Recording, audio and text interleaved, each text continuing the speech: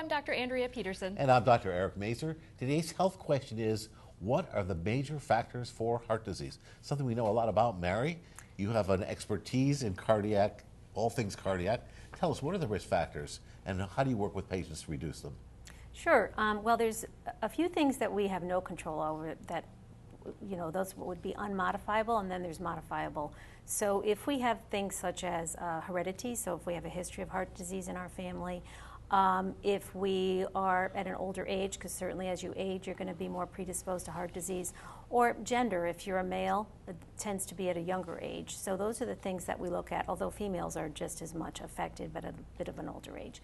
Now, the modifiable risk factors that we can do something about are things that such as diet, so modifying your diet, preventing or losing weight or preventing weight gain, High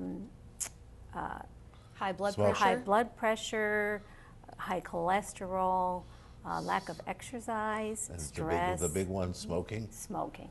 Smoking is the biggest one. That's So, but everything you've listed there under the modifiable side is stuff that we can all control ourselves. Absolutely. We can control what we eat, we can control what we smoke, we can take our blood pressure medicines if we have high blood pressure. Right. So despite the fact that I'm more likely to get cardiac disease than Andrea because of my age and sex, there's a lot that I can do to prevent that too. That's An right. A lot more, in fact, to control that. Right, so top of the line, certainly we're going to quit smoking if we smoke.